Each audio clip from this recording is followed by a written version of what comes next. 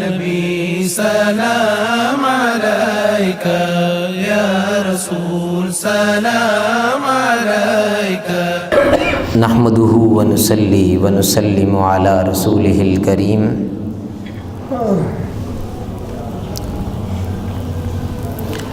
اما بعد فاعوذ باللہ من الشیطان الرجیم بسم اللہ الرحمن الرحیم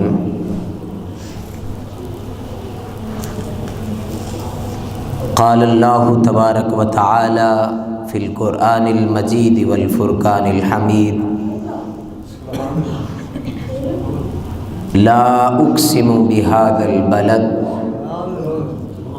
وانت حل بهذا البلد وقال اللہ تبارک و تعالی فی شان حق حبیبہ ان اللہ وملائکتہ یصلون علی النبی یا ایہا الذین آمنوا صلوا علیہ وسلموا تسلیما۔ بآواز بلند پڑھ لیجئے الصلاۃ والسلام علیک یا سیدی یا رسول اللہ وصحابک یا سیدی یا حبیب اللہ الصلاۃ والسلام علیک مولا صلی وسلم دائما ابدا علی حبیبک خیر الخلق کلہم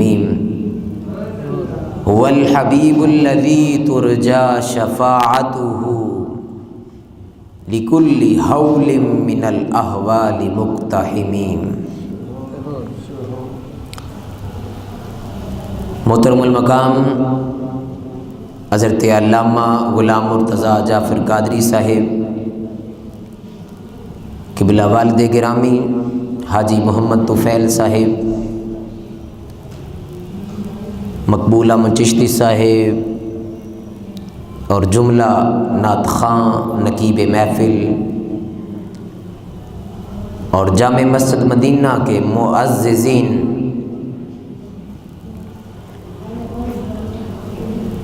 اور آج کی اس بابرکت محفل جو تاجدار ختم نبوت حضور سرکار دو عالم حضرت محمد مصطفیٰ صلی اللہ علیہ وآلہ وسلم کے یوم میلاد کے موقع پر انعقاد پذیر ہے، تشریف لائے ہوئے عشاقان مصطفیٰ صلی اللہ علیہ وآلہ وسلم، آج کی یہ بابرکت مجلس جو یوم عید میلاد النبی کی مناسبت سے انعقاد پذیر ہے، دعا ہے کہ پروردگار عالم ہم سب کا یہاں مل بیٹھ کر اس نبی و آخر الزمان کا ذکر کرنا اپنی پاک بارگاہ میں قبول و منظور فرمائے۔ تو حاضرین محترم، وادی سینا ہے،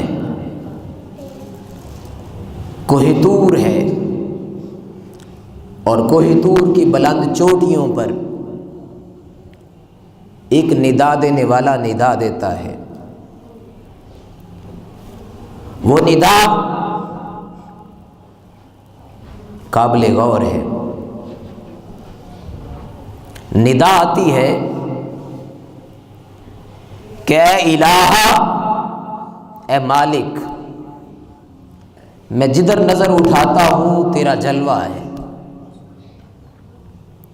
تیرا حسن، تیری خوبصورتی، اس کے جلوے ہر سو ہیں۔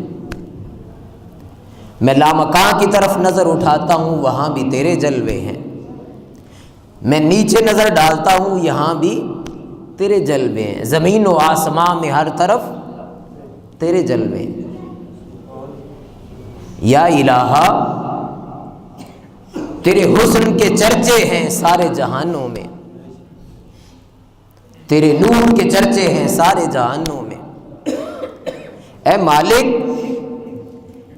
عظمتوں والے رب، میں تیرا دیدار کرنا چاہتا ہوں۔ رب ارنی انظر الیک۔ وہ ہستی جو وادی سینا میں ندا دے رہی ہے وہ حضرت موسیٰ علیہ السلام کی ذات ہے۔ وہ عرض کرتے ہیں باری تعالیٰ میں تیرا کلام سنتا ہوں، کلم اللہ موسیٰ تکلیما۔ کوہ طور پر جا کر وہ اپنے محبوب سے ہم کلام ہوتے ہیں، کوہ طور پہ جا کر وہ اللہ تعالیٰ سے کلام کرتے ہیں۔ وہ عرض کرتے ہیں کہ باری تعالیٰ جب میں تیرا کلام سنتا ہوں، تم سے گفتگو کرتا ہوں، میرا دل یہ چاہتا ہے کہ جس کا کلام اتنا خوبصورت ہے وہ خود کتنا حسین ہوگا، جس کی گفتگو اتنی پیاری ہے وہ خود کتنا پیارا ہوگا، جس کی آواز میں اتنی چاشنی ہے اس کے دیدار کا عالم کیا ہوگا۔ باری تعالیٰ میں جو تیری آواز سنتا ہوں اب میرا دل یہ چاہتا ہے کہ تیرا نظارہ کروں۔ اب رب نے انکار نہیں کیا، یہ نہیں کہا کہ موسیٰ میں اپنا حسن نہیں دکھا سکتا، میں اپنا حسن نہیں دکھا سکتا، بلکہ کیا فرمایا؟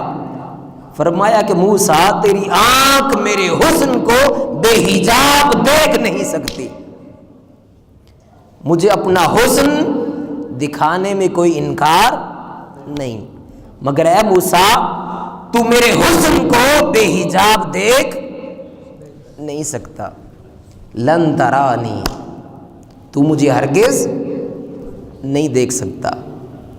اور پھر فرمایا کہ ہاں موسیٰ وَلَٰكِنِ انظُرْ إِلَى الْجَبَلِ، تم پہاڑ کی طرف دیکھو، میں اپنی ذات کا جلوہ اس پہ نہیں کر رہا بلکہ اپنی صفات کا، اپنی صفات میں سے ایک صفت کا جلوہ اس پہاڑ پر کرتا ہوں، اگر وہ قائم رہا تو پھر مجھے دیکھ لے گا، اور اگر وہ اپنی جگہ پر قائم نہ رہا تو پھر تو مجھے نہیں دیکھ سکتا۔ پھر کیا ہوا؟ فَلَمَّا تَجَلَّى رَبُّهُ لِلْجَبَلِ، جب رب تعالیٰ نے اپنی ذات نہیں اپنی صفات کا جلوہ اس پہاڑ پر کیا تو کیا ہوا؟ وہ پہاڑ ریزہ ریزہ ہو گیا، اور موسیٰ وہ بے ہوش ہو کر گر پڑے۔ جب ہوش میں آئے تو عرض کرتے ہیں باری تعالیٰ اب یہ جو تو نے اپنی صفات کا حسن اس کا اظہار کیا ہے پہاڑ پر، اب کوئی تو ذات ہوگی جو تیرا حسن دیکھ سکے،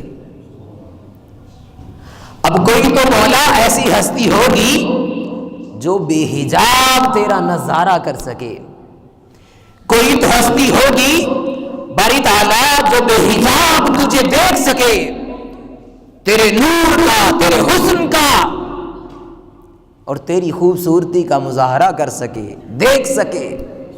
اس پر رب تعالیٰ نے فرمایا کہ ہاں وہ ذات ہے، وہ میرا محبوب حضرت محمد مصطفیٰ صلی اللہ علیہ وسلم۔ فرمایا کہ موسیٰ تیری آنکھ تو بے حجاب مجھے نہیں دیکھ سکتی، مگر ایک ذات ہے جو تیرے بعد اس کائنات میں آئے گی، وہ بے حجاب میرا دیدار کرے گی، اور پھر اس ذات کو اے موسیٰ میں نے ساری کائنات سے پہلے بنایا، ساری کائنات سے پہلے میں نے نور مصطفیٰ کو تخلیق فرمایا، پھر اس نور مصطفیٰ کی براہ راست پرورش کی، اس کو عالم انوار میں اتارا، اور اس کے بعد پھر میں نے انبیاء کی ارواح کو پیدا کیا، پھر میں نے ملائکہ کو پیدا کیا، پھر میں نے جنت کو بنایا، پھر میں نے لوح و قلم کو پیدا کیا، پھر میں نے آسمان کو بنایا، پھر میں نے دنیا کو بنایا۔ اے موسیٰ میں نے ساری چیزوں کو بنایا مگر اس مصطفیٰ کے نور کو بنانے کے بعد. گویا مصطفیٰ کا نور اس وقت بنا جب کائنات کی کوئی شے نہ تھی، جب ملائکہ کا وجود بھی نہ تھا، جب آسمان کا وجود بھی نہ تھا، جب لوح قلم بھی نہ بنے تھے، جب جنت بھی نہ بنی تھی. رب تعالی نے اس وقت اپنے محبوب حضرت محمد مصطفیٰ ان کے نور کو پیدا فرمایا، آپ کے نور کو پیدا فرمایا. ایک روز جبریل امین عرض کرتے ہیں،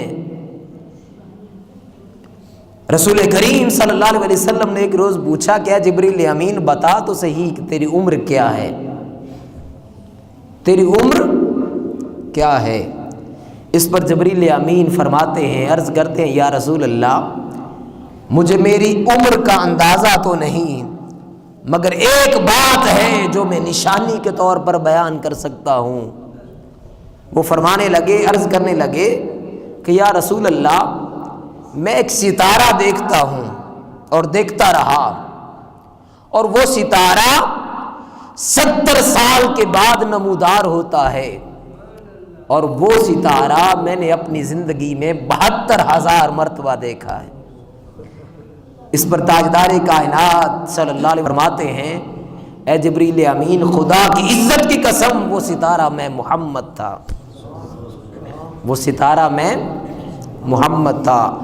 گویا تاجدار ختم نبوت حضور سرکار دو عالم صلی اللہ علیہ وسلم کے نور کو رب تعالی نے ساری کائنات کی تخلیق سے پہلے حضور کے نور کو پیدا فرمایا، اور پھر حضور کی ولادت کے صدقے رب تعالی نے یہ سارے جہان کو سجا دیا. فرمایا کہ اے انبیاء کی مقدس ارواح، اگر میں اپنے محبوب کو پیدا نہ کرتا تو میں اپنے رب ہونے کا بھی اعلان نہ کرتا. فرمایا کہ لولا لما خلقت الافلاق، اے محبوب اگر میں تمہیں پیدا نہ کرتا تو پھر کبھی بھی آسمان کو نہ بناتا. اور ایک حدیث قدسی میں آتا ہے کہ محبوب اگر میں تمہیں پیدا نہ کرتا تو اپنے رب ہونے کا اظہار بھی نہ کرتا، اپنے رب ہونے کا اظہار بھی نہ کرتا. گویا پتہ یہ چلا کہ رب تعالی نے اگر زمین بنائی تو وہ بھی مصطفیٰ کے صدقے، اگر آسمان بنایا تو وہ بھی مصطفیٰ کے صدقے، اگر لوح بنی تو وہ بھی مصطفیٰ کے صدقے سے، اگر قلم بنی تو وہ بھی مصطفیٰ کے صدقے سے، اگر انبیاء کو رب تعالی نے پیدا کیا تو وہ بھی مصطفیٰ کے صدقے سے، اگر قرآن دیا تو وہ بھی مصطفیٰ کے صدقے سے، اگر ہمیں زندگی دی تو وہ بھی مصطفیٰ کے صدقے سے، اگر ہمیں اسلام ملا تو وہ بھی مصطفیٰ کے صدقے سے، اور اگر ہم مومن اور مسلمان ہیں تو یہ بھی مصطفیٰ کے صدقے سے. گویا کہ کائنات کی ہر شے ہمیں ملی، لیکن کس کا صدقہ؟ حضور کا صدقہ ملا. رب تعالیٰ نے یہ ساری کائنات کو سجایا کس لیے؟ محبوب کے صدقے. اگر محبوب کو رب نہ پیدا کرتا تو خدا کی عزت کی قسم ہمارا بھی کوئی وجود نہ ہوتا، ہمارا بھی کوئی وجود نہ ہوتا. تو حضور کی ولادت اللہ رب العزت کا بہت بڑا احسان ہے ہم پر. لیکن افسوس کہ آج امت میں دو طبقے ہیں. ایک طبقے نے میلاد کو لے لیا اور دوسرے طبقے نے سیرت کو لے لیا. حالانکہ میلاد اور سیرت کوئی الگ چیز نہیں ہے. اگر میلاد نہ ہوتا تو سیرت نہ ہوتی، اگر حضور کا میلاد نہ ہوتا تو سیرت نہ ہوتی. گویا میلاد سیرت ملی میلاد کے صدقے سے. میلاد کا کیا مطلب ہے؟ ولادت. میلاد کا کیا مطلب ہے؟ ولادت. گویا حضور اس دنیا میں تشریف لائے، حضور نے اپنی زندگی گزاری، اب وہ جو حضور نے اپنی زندگی گزاری وہ ہمارے لیے کیا بن گئی؟ سیرت بن گئی، وہ ہمارے لیے اسوہ بن گیا، وہ ہمارے لیے طور طریقہ بن گیا۔ اگر حضور کی ولادت ہی نہ ہوتی تو کیا سیرت بنتی؟ کیا اسوہ بنتا؟ کیا اطاعت بنتی؟ نہیں، گویا میلاد پہلے ہے اور سیرت بعد میں۔ میلاد اور سیرت کو آپس سے جدا نہیں کیا جا سکتا۔ اس کو یوں سمجھ لیں کہ میلاد یہ بیج ہے، جڑ ہے، اور سیرت اس کا درخت ہے۔ سیرت کیا ہے؟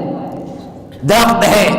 جس طرح آپ سب سے پہلے بیج بوتے ہیں یا جڑ لگاتے ہیں یا تنا لگاتے ہیں، اس بیج سے پھر تناور درخت بنتا ہے، اس پر پتے بھی لگتے ہیں، اس پہ کونپلیں بھی لگتی ہیں، اس پہ پھل بھی لگتے ہیں، پھر آپ کو فائدہ دیتے ہیں۔ اگر شروع میں بیج ہی نہ بویا جائے، بیج ہی نہ لگایا جائے تو کیا وہ پودا بن جائے گا؟ کیا وہ درخت بن جائے گا؟ کیا اب اس پر پھل اور پودے اور اس کے اوپر اناج لگیں گے؟ نہیں، گویا اصل ہے، وہ جڑ ہے، وہ بیج ہے، اور اس کے بعد جو درخت بنا اس بیج کا پھل ہے۔ اسی طرح میلاد، حضور کا میلاد یہ جڑ ہے، یہ روح ہے، اور حضور کی سیرت یہ اس کا پھلدار درخت ہے۔ اس کا کیا ہے؟ پھلدار درخت ہے۔ گویا میلاد اور سیرت کو عاشق مصطفیٰ وہ ہے، حضور کا سچا امتی وہ ہے جو حضور کا میلاد بھی بنائے اور حضور کی سیرت کو اپنی زندگیوں میں داخل بھی کرے۔ گویا میلاد حضور کی محبت کا نام ہے اور سیرت حضور کی اطاعت اور فرما برداری کا نام ہے۔ میلاد میں حضور کی محبت کا، حضور کے ادب کا تذکرہ ہوتا ہے، اور سیرت میں حضور نبی اکرم صلی اللہ علیہ وسلم کی پیروی اور اطاعت کا تذکرہ ہوتا ہے۔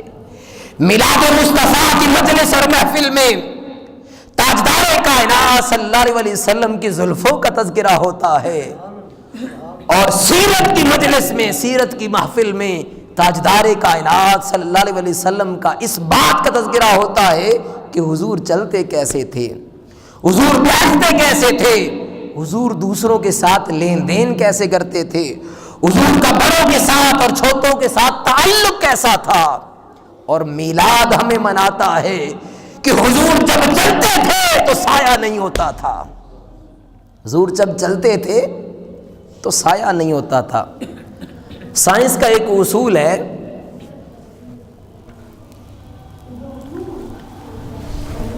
کہ جب بھی روشنی کے آگے کوئی غیر شفاف چیز آتی ہے تو کیا ہو جاتا ہے؟ سایہ بن جاتا ہے۔ مثال کے طور پر اب وہ سامنے روشنی آ رہی ہے، میں نے یہ ہاتھ کیا، اب میرے چہرے پر اس کی روشنی نہیں، اس کی کیا وجہ ہے؟ اس کی وجہ یہ ہے کہ میرا ہاتھ غیر شفاف ہے۔ کیا ہے؟ غیر شفاف ہے۔ یہ رومال ہے، آپ اس کے آگے کر دیں روشنی کے آگے تو اس میں سے روشنی نہیں گزرتی، اس کا سایہ ادھر بن جاتا ہے۔ آپ ٹیبل کو روشنی کے آگے کر دیں، کسی بھی چیز کو آگے کر دیں، چونکہ یہ ہاتھ، یہ ٹیبل، یہ کتاب غیر شفاف ہے، اس میں سے روشنی نہیں گزر سکتی۔ قربان جائیے مصطفیٰ کی عظمت پر۔ آقا جب چلتے ہم بھی چلتے ہیں، ہمارا سایہ بنتا ہے، مگر محبوب مصطفیٰ جب چلتے تو حضور کا سایہ نہ ہوتا۔ حضور کی شخصیت اور حضور کا جسم انور اتنا شفاف تھا کہ روشنی حضور کے جسم سے گزر جاتی، حضور کا سایہ نہ بنتا۔ سایہ کب بنتا تھا؟ کب بننا تھا؟ جب روشنی آتی اور آگے آ کے رک جاتی۔ اب رکتی نہیں، روشنی گزر جاتی ہے، اس لیے حضور کا سایہ نہیں۔ پھر ہم محفل میلاد میں اس بات کا تذکرہ کرتے ہیں کہ آقا کریم بیٹھتے، مکھی حضور کے جسم پر نہ بیٹھتی، مکھی حضور کے جسم پر نہ بیٹھتی۔ مکھی نے کہاں بیٹھنا ہوتا ہے؟ گند پہ بیٹھنا ہوتا ہے، مگر حضور کا جسم اطہر اتنا پاکیزہ، اتنا طاہر اور اتنا منور تھا کہ مکھی بھی حضور کے جسم اطہر پر نہیں بیٹھتی۔ اور سیرت کی مجلس میں، سیرت کی محفل میں ہم اس بات کا تذکرہ کرتے ہیں کہ تاجدار کائنات صلی اللہ علیہ وسلم اپنی اولاد کے ساتھ، اپنے بچوں کے ساتھ کیسا سلوک کرتے۔ اور پھر میلاد کی محفل میں ہم اس بات کا تذکرہ کرتے ہیں کہ آقا کا جسم اتنا نفیس تھا کہ حضور نبی اکرم صلی اللہ علیہ وسلم کے جسم اطہر سے جو پسینہ نکلتا اس سے بدبو نہیں آتی۔ ایک ہمارا جسم ہے، ہمیں پسینہ آئے تو 2 دن کے بعد بدبو آنے لگ جاتی ہے، ہم وہ کپڑے دوبارہ پہن نہیں سکتے، مگر خدا کی عزت کی قسم قربان جائیے تاجدار ختم نبوت کی عظمت پر کہ حضور کو پسینہ آتا۔ اور صحابہ کرام فرماتے ہیں کہ جب ہمیں محبوب کا علم نہ ہوتا، ہمیں پتہ نہ چلتا کہ حضور کہاں گئے، ہم گلیوں سے گزرتے، جہاں جہاں خوشبو آ رہی ہوتی ہم سمجھ جاتے کہ ہمارے محبوب کا گزر اسی گلی سے ہوا ہے۔ گویا حضور جس گلی سے گزر جاتے کافی دیر تک اس گلی سے حضور کی خوشبو آتی رہتی۔ اور صحابہ کرام کا معمول یہ تھا کہ حضور نبی اکرم صلی اللہ علیہ وسلم جب آرام فرماتے، حضور کا پسینہ آتا تو صحابہ کرام اس پسینے کو بوتل میں بند کرتے اور خوشبو کے طور پر بعد میں استعمال کرتے۔ حاضرین محترم، یہ حضور کا میلاد ہے کہ حضور کی عظمت کا تذکرہ کیا جائے، حضور کے اوصاف کا بیان کیا جائے، حضور کے خصائل کا بیان کیا جائے، حضور کے لب و لہجے کی بات کی جائے، علم نشرح سینے کی بات کی جائے، والضحیٰ کے چہرے کی بات کی جائے، واللیل زلفوں کی بات کی جائے، ما رمیت اذ رمیت حضور کے پھینکنے اور مارنے کی بات کی جائے، حضور کے وما ینطق عن الہویٰ ان هو الا وحی یوحیٰ حضور کے بات کرنے کی بات کی جائے، اور حضور کے سفر معراج کی بات کی جائے، سبحان الذی اسری بعبدہ لیلا من المسجد الحرام الی المسجد الاقصی۔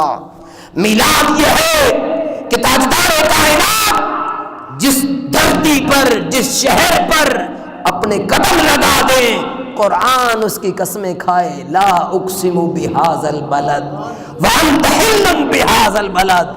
میلاد یہ ہے کہ حضور کی عظمت کا تذکرہ کیا جائے، میلاد یہ ہے کہ حضور نبی اکرم صلی اللہ علیہ وسلم کے رخساروں کی بات کی جائے، میلاد یہ ہے کہ حضور کی نعت خوانی کی جائے، حضور کے اوصاف حمیدہ کو بیان کیا جائے، حضور کی عظمتوں کے ڈنکے بجائے جائیں۔ میلاد یہ ہے کہ حضور کے اوصاف کا بیان ہو۔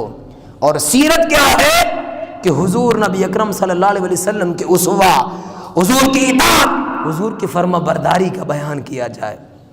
گویا یہ دونوں چیزیں لازم و ملزوم ہیں۔ اگر ایک ہاتھ میں حضور کا میلاد ہو اور دوسرے ہاتھ میں حضور کی سیرت ہو، خدا کی عزت کی قسم، پھر نہ اس دنیا میں ہم نامراد ہوں گے اور نہ آخرت میں نامراد ہوں گے۔ یعنی کامیابی اگر وہ لوگ جو حضور کا میلاد بھی مناتے ہیں، حضور کی آمد کا جشن بھی مناتے ہیں، حضور کی آمد پر چراغاں بھی کرتے ہیں، حضور کی آمد پر جھنڈے بھی لہراتے ہیں، حضور کی آمد پر گھروں کو سجاتے بھی ہیں، اور حضور کی آمد پر محافل میلاد بھی مناتے ہیں، اور پھر وہی لوگ حضور کی سیرت پر بھی عمل کرتے ہیں، حضور کی اطاعت کو بھی بجا لاتے ہیں، حضور کی تعلیمات کو بھی بجا لاتے ہیں، تو خدا کی عزت کی قسم دنیا و آخرت میں کامیابی ان کا نصیب ہے۔ قرآن کریم میں اللہ رب العزت نے ارشاد فرمایا کہ من یطع الرسول فقد اطاع اللہ۔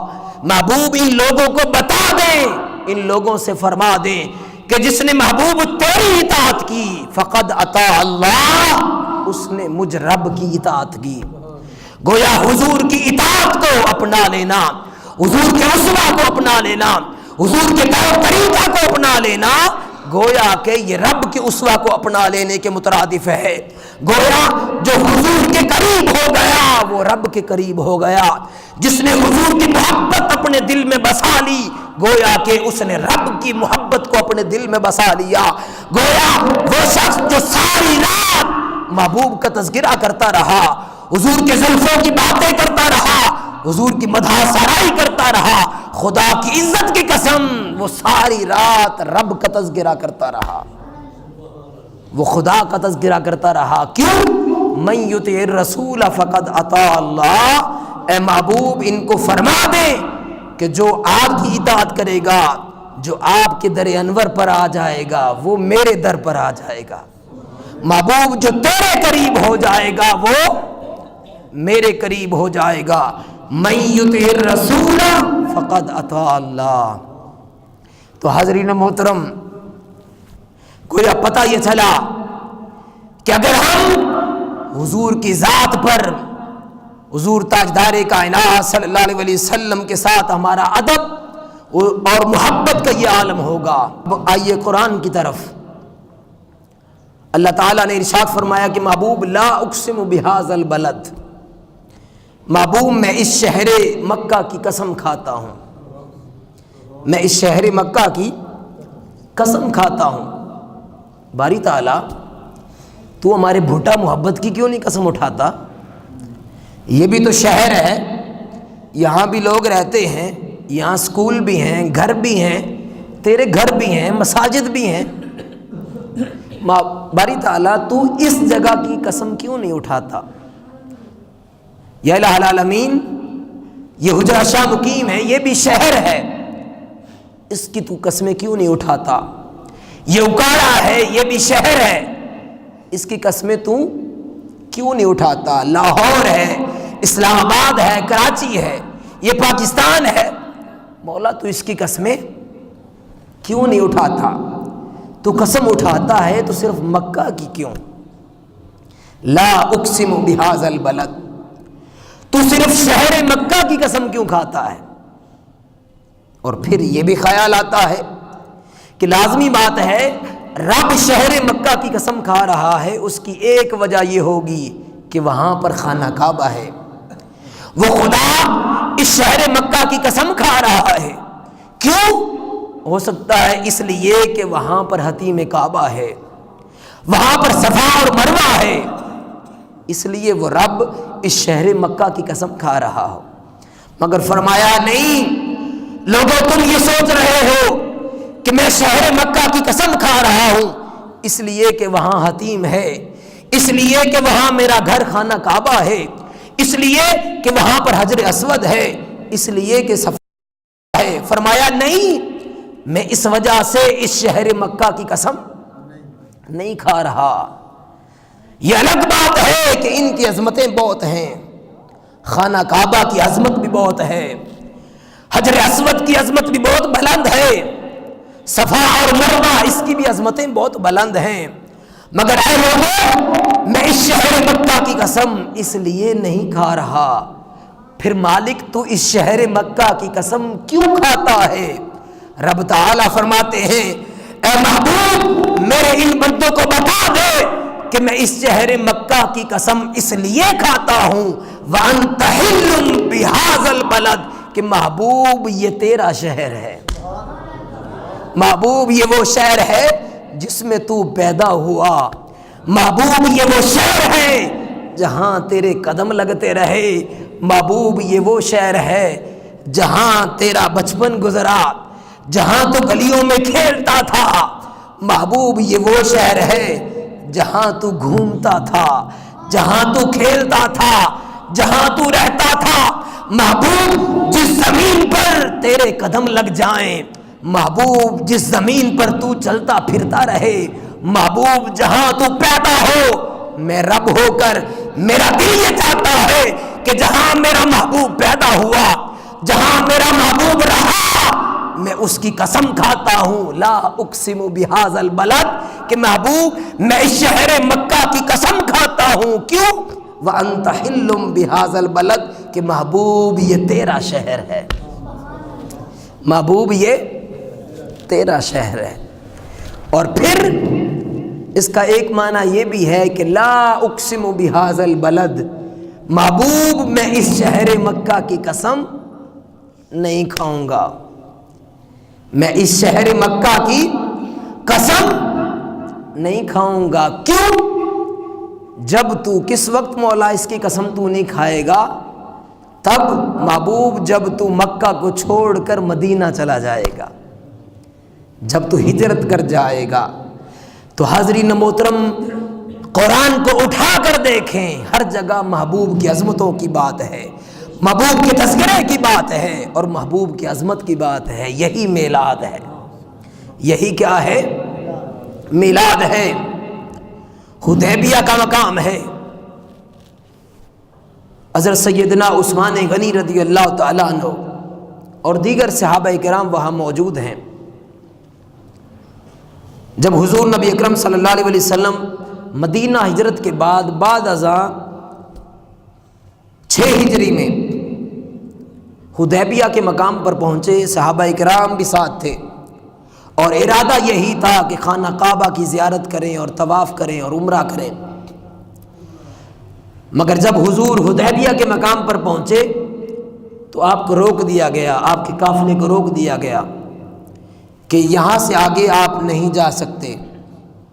اس پر حضور نبی اکرم صلی اللہ علیہ وسلم نے اپنا نمائندہ اور نائب بنا کر حضرت عثمان غنی کو مکہ روانہ کیا۔ اب جب سیدنا عثمان غنی وہاں گئے تاکہ ان سے بات چیت کریں، ان کو بتائیں کہ ہم لڑائی جھگڑے کے لیے نہیں آ رہے، ہم جنگ کے لیے نہیں آ رہے، اس لیے ہمیں آنے دیا جائے، ہم نے طواف کرنا ہے۔ اس پر جب سیدنا عثمان غنی وہاں جاتے ہیں اور وہاں جا کر ان سے بات چیت ہوتی ہے تو وہاں کے جو لوگ تھے کفار و مشرکین، وہ کہنے لگے کہ اے عثمان، تو ہمارا بھائی ہے اور تو اب اس مکہ میں آ گیا، خانہ کعبہ میں آ گیا، ہم تمہیں اجازت دیتے ہیں کہ تو اس بیت اللہ کی زیارت کر لے، یہاں طواف کر لے، عمرہ کر لے۔ حضرت عثمان غنی رضی اللہ تعالیٰ عنہ کچھ دیر کے لیے رک گئے، سوچنے لگے کیا میرا محبوب حدیبیہ بیٹھا ہوا ہے، میں مکہ آیا ہوں، یہ نیکی کا کام ہے، طواف کرنا، کعبہ کی زیارت کرنا، عمرہ کرنا، تو کیوں نہ میں طواف کر لوں۔ سوچا کہ قرآن نے کہیں منع تو نہیں کیا کہ میں اس طرح آؤں اور طواف اور زیارت نہ کر سکوں، مگر قرآن میں بھی ان کو ایسی کوئی بات نہیں ملی۔ پھر سوچنے لگے کہ کیا کوئی ایسی حدیث تو نہیں جس میں حضور نے منع کیا ہو کہ اس طرح الگ علیحدہ جاؤں اور خانہ کعبہ کی زیارت نہ کروں، طواف نہ کروں، مگر ان کے ذہن میں کوئی حدیث بھی ایسی نہ آئی۔ پھر سوچنے لگے جب میں حدیبیہ سے چلا تھا اس وقت میرے محبوب نے مجھے منع تو نہیں کیا تھا، مگر پھر یہ بات بھی ان کے ذہن میں نہ آئی کہ حضور نے تو مجھے منع نہیں کیا تھا۔ پھر حضرت سیدنا عثمان غنی اپنی محبت اور عشق سے پوچھتے ہیں کہ اے عثمان، تاجدار ختم نبوت تو حدیبیہ بیٹھے ہوئے ہیں اپنے صحابہ کے ساتھ، تم اکیلے یہاں آئے ہو اور یہ کفار و مشرکین تمہیں اجازت دے رہے ہیں کہ تم خانہ کعبہ کا طواف کر سکتے ہو۔ اے عثمان غنی اپنے عشق سے پوچھتے ہیں کہ کیا تم اکیلے خانہ کعبہ کا طواف کر لو؟ اس پر عشق جواب دیتا ہے کہ نہیں، جب محبوب کے بغیر ہو، جب تاجدار کائنات حدیبیہ میں بیٹھے ہوئے ہیں، ایسی صورت میں تو طواف نہ کر۔ تو تاجدار سیدنا عثمان غنی کفار و مشرکین کو مخاطب کر کے فرماتے ہیں کہ اے کفار و مشرکین، میں اپنے محبوب کے بغیر کبھی بھی اس خانہ کعبہ کا طواف نہیں کروں گا۔ کیوں؟ اس لیے کہ خانہ کعبہ کی پہچان بھی ہمیں محبوب کے صدقے سے ملے، اسلام محبوب کے صدقے سے ملا، اس کعبہ کی پہچان محبوب کے صدقے سے ملا۔ جب وہ محبوب ہی نہیں تو پھر اس کعبہ کا طواف کیوں کر۔ حضرت سیدنا عثمان غنی رضی اللہ تعالیٰ عنہ انہوں نے اکیلے طواف کعبہ کرنے سے انکار کر دیا۔ حاضرین محترم، یہ صحابہ کی محبت ہے حضور کے ساتھ، اور یہی میلاد ہے کہ حضور کی محبت دلوں میں اتنی جاگزی ہو جائے، حضور کا عشق دلوں میں اتنا جاگزی ہو جائے کہ چلتے پھرتے حضور کی سیرت کا عملی مظاہرہ نظر آئے، چلتے پھرتے حضور کا اسوہ ہماری زندگیوں میں نظر آئے، اور چلتے پھرتے تاجدار کائنات صلی اللہ علیہ وسلم کی اطاعت و فرما برداری ہمارے طور طریقوں میں نظر آئے۔ اگر یہ چیز ہماری زندگیوں میں داخل ہو جائے گی تو پھر ہم عاشق رسول بھی ہیں، محبت رسول کے دعویٰ دار بھی ہیں، اور پھر تاجدار کائنات صلی اللہ علیہ وسلم کی شفاعت اور حضور نبی اکرم صلی اللہ علیہ وسلم کی سفارش کے حقدار بھی ہیں۔ تو دعا ہے کہ پروردگار عالم ہم سب کو حضور نبی اکرم صلی اللہ علیہ وسلم کی پکی سچی غلامی اور حضور کی نسبت عطا فرمائے، آمین۔ وما علیہ الا البلاغ۔